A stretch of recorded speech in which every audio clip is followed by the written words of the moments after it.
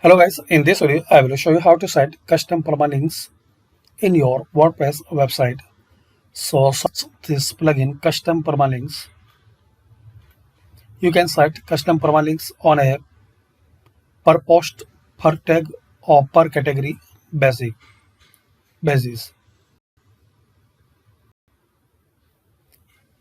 Per category base.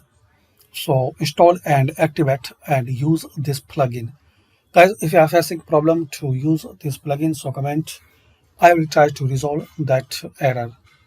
So this is the famous and popular plugin to set custom permalinks in your WordPress site.